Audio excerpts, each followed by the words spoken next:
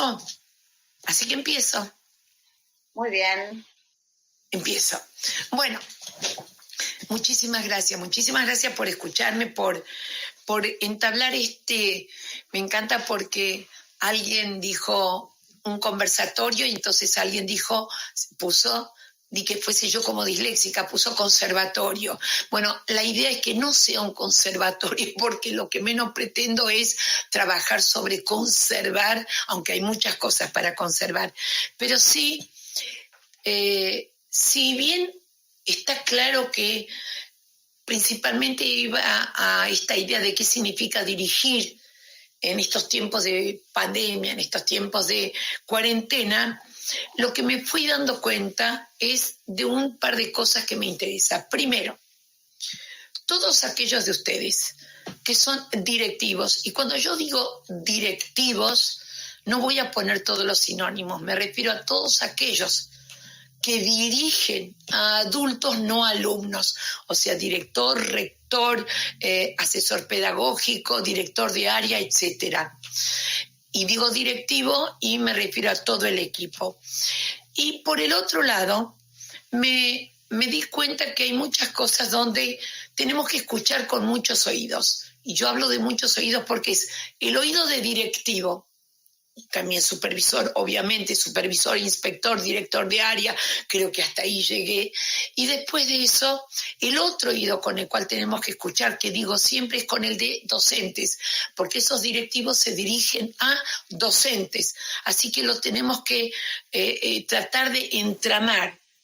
Y vamos a ir viendo que hoy tenemos que escuchar con otro oído más, que podríamos llamarlo, y ahora lo voy a aclarar, el oído familia. Entonces, por lo tanto, a partir de todo ello, fui seleccionando algunos aspectos que me importaban. En primer lugar, a partir de todas las preguntas, hubo algo que me apeló a mí, que me preocupó a mí, que era ¿cómo hacemos para no engancharnos en la pregunta que generalmente tiene que ver con una concepción donde en este momento trasladamos la escuela a casa? Bueno, esto es lo primero. La casa no es la escuela, la casa es la casa. Y no es lo mismo estar en la escuela que hacer escuela. Nosotros vamos a hacer escuela, pero no estamos en la escuela. Entonces, a partir de ello, en este intercambio de hoy, fue que me dije, bueno, ¿qué aspectos son diferentes? Y lo puedo hablar con los docentes, pero me interesaba en este momento hablarlo con directivos, como si fuese, bueno, estas son las cosas que ustedes también pueden hablar con los docentes e incluso con las familias, me parece. Por el otro lado, podemos no estar de acuerdo para nada. Yo creo que soy más un agente provocador, porque provocar en el otro significa poner en juego el pensamiento del otro. Y hoy, para mí es muy importante la idea de ir construyendo un pensamiento colectivo, que no es un pensamiento compartido porque se alimenta de diversidad, de alternativas, de divergencias, de contradicciones, que son los que ponen en juego nuestro pensamiento. Entonces, los puntos que yo hoy quería abordar con ustedes van, por un lado, lo que podía denominar o que denominé variables, aspectos o dimensiones que puedo observar o registrar en la escuela, y variables, aspectos o dimensiones que adquieren características diferentes hoy en día. Por lo tanto, voy a tomar estas, que cuando son variables en algo entendido como sistema, las voy a nombrar, pero no se pueden entender si no se entienden en un combo, en un entramado, porque la una se explica por la otra, pero didácticamente hablando, una por una las quiero explicar. Luego de eso quiero tomar otras variables que serían las que yo llamo no contextuales, sino didáctico-curriculares escolares. Después de ello quiero plantearme también cuáles son algunos de los obstáculos, y si realmente son obstáculos. Por el otro lado, cuáles son las variables institucionales que también deberíamos analizar.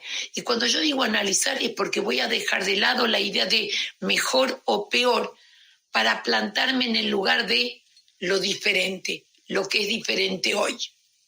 Mejor o peor es calificar y a veces es mejor y a veces es peor, pero que es diferente, es diferente.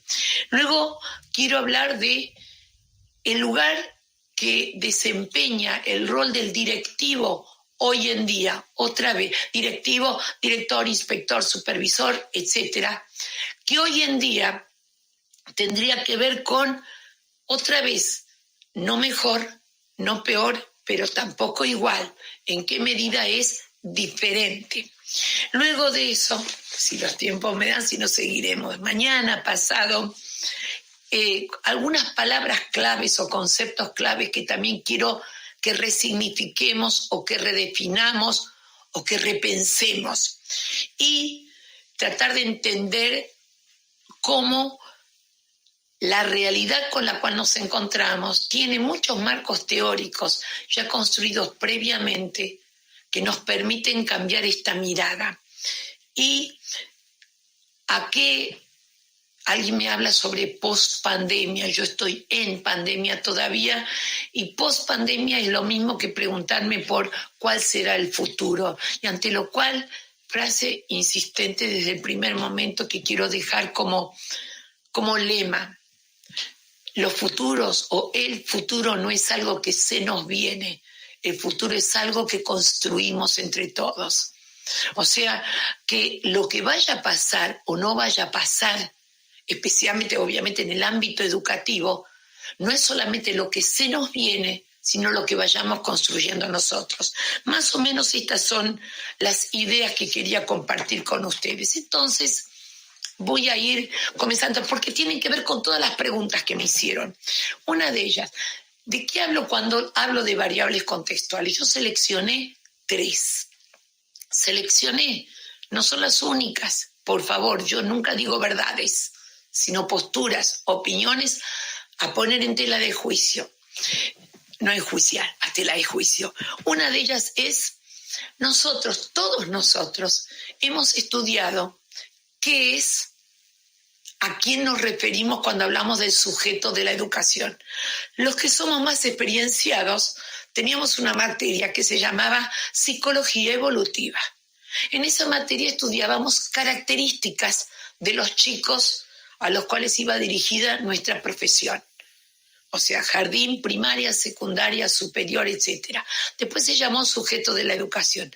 Pero en realidad en ese momento aprendíamos las etapas, en algún momento muy allá estudié a Gesell, etcétera, etcétera. Después estudiamos a Piaget, después estudiamos otros autores, pero siempre la idea era caracterizar a ese sujeto de la educación. ¿Con qué nos encontramos hoy en día? Que nuestro sujeto de la educación es un sujeto en y con familia. Cuando lo estudiábamos, teníamos la idea de que ese sujeto de la educación era ese grupo de chicos con determinadas características. Bien, así que a eso voy a volver. Hoy en día es sujeto de la educación en y con familia. No mejor, no peor, diferente. Pero además hay otro sujeto de la situación educativa al cual tenemos que hacer referencia, que sería en este caso el educador. Y digo educador a propósito, porque quiero incluir a ayudantes, a docentes, a profesores, a toda la gente que está, a directivos, a supervisores. Por eso permítanme que diga sujeto de la situación educativa. Y ese sujeto de la educación educativa también vamos a ver que es diferente, porque ahora es sujeto de la situación educativa en y con familia. No mejor, no peor, diferente. Enseguida voy a volver para caracterizarlo, pero necesito decir las otras 2 para entenderlas juntas.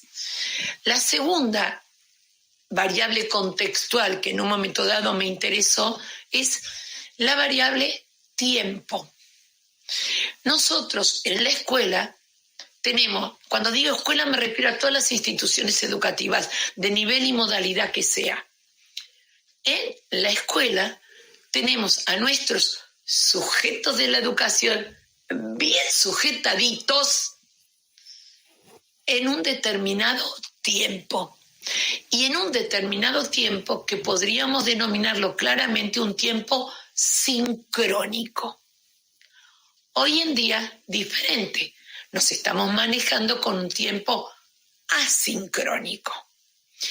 Y a veces necesito poner un ejemplo de esto. Y esto es un ejemplo de lo que quiero decir. Este tiempo asincrónico hace que se está grabando. ¿Y por qué se está grabando? No para que quede en los tiempos de los tiempos, sino que está siendo grabado porque sabemos que hay algunas personas que no pueden estar en este tiempo escuchándolo y que probablemente es algo que quieren escuchar en otro tiempo. Entonces, esto ya de antemano lo voy a decir, es lo que me hace pedirles que dejen de dar menos clases sincrónicas y manejen mucho más el tiempo asincrónico. O sea, voy a ir yendo y viniendo, si ustedes me permiten, por eso no es un conservatorio, pero sí un conversatorio. Yo converso con las preguntas que me fueron haciendo. Porque en esas son ustedes. Por el otro lado, tercera variable contextual. Cuando tenemos a nuestros sujetos sujetaditos en un tiempo sincrónico, también los tenemos y acá uso sinónimos, en un espacio, en un lugar, en un territorio, en un contexto, en un determinado contexto, en un ámbito, en un ambiente. Por favor, quiero abrir la cabeza en el sentido que usen el término que más les llegue. Yo creo que hoy en día nos tenemos que preocupar por poner muchos sinónimos para que el otro no se sienta fuera de lo que estamos diciendo. Entonces, uno puede decir, bueno, ya no es el lugar de la escuela, pero no vamos a tomar, como nos explica un autor francés, no vamos a hablar de que están en un no lugar. No lugar, como dice nuestro colega, es aquel, por ejemplo, un aeropuerto en el cual no nos deja huellas en nosotros y nosotros no dejamos huellas porque se transcurre, no se habita. Pero que no están en la escuela, no significa que no estén en ningún lugar, están en un lugar llamado casa.